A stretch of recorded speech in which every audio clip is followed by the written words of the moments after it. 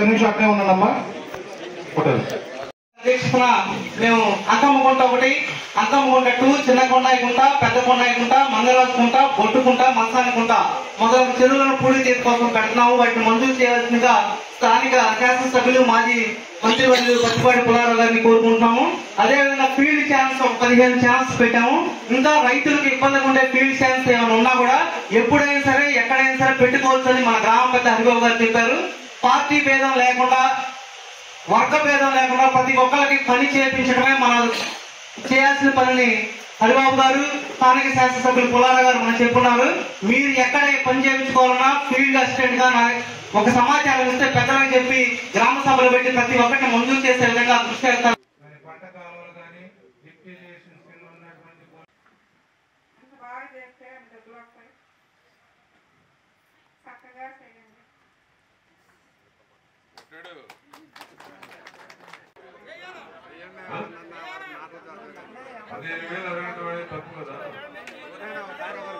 అందరూ సరిగ్గా పనిచేస్తారు.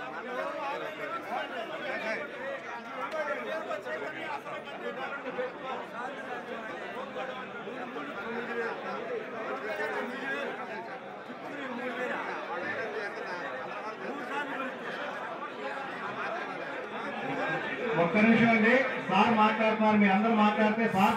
ఆ ప్రభుత్వంలో ఉన్నటువంటి అవినీతి పనులకి, లేకపోతే స్వాతంత్రం వచ్చినాక ఎప్పుడు రానంత మెజారిటీ చిలకలూరుపేటలో, ఎప్పుడు రానంత స్వాతంత్రం వచ్చినాక రాష్ట్రంలో మనలాంటి నియోజకవర్గాలు చాలా ఉన్నాయి.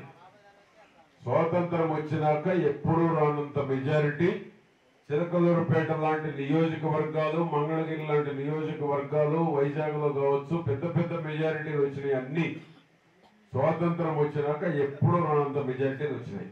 కారణం ఏంటి?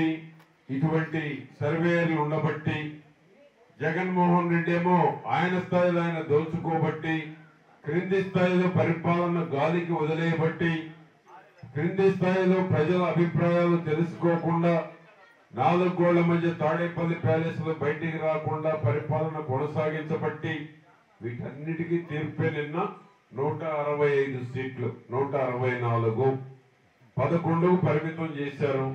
ప్రతిపక్ష హోదా కూడా లేకుండా చేశారు. ఈ రోజు మళ్ళా ఆయన పోయి ఎక్కడ సంఘటన జరిగితే అక్కడ పోయి కూర్చుంటున్నాడు. 5 ఏళ్ళు ఏం చేశాడు?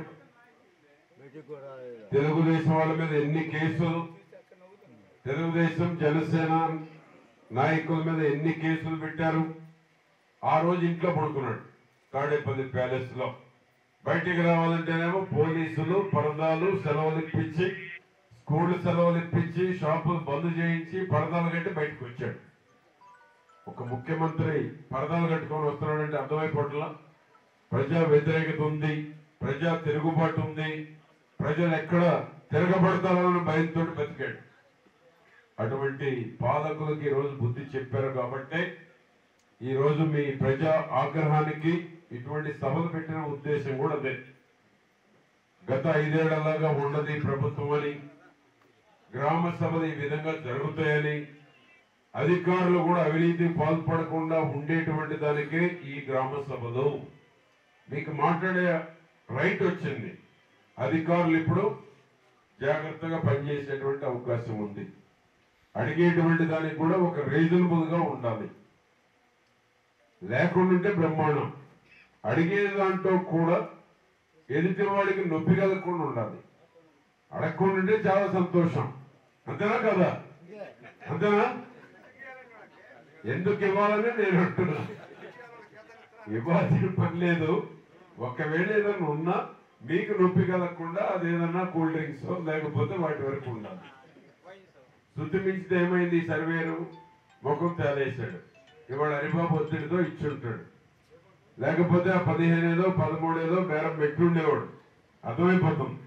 అటునే ఆర్ఐ, విఆర్ఓ, అటునే ఏపీఓ, ఏపీఎం, ఏపీఓనా ఏపీఓ కోటేశ్వరరావు అడిగాడు, మాస్టర్లు ఎందుకు ఇవ్వకూడదా?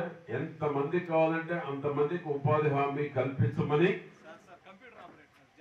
ఎన్ని కాదులేమో తెలుసు.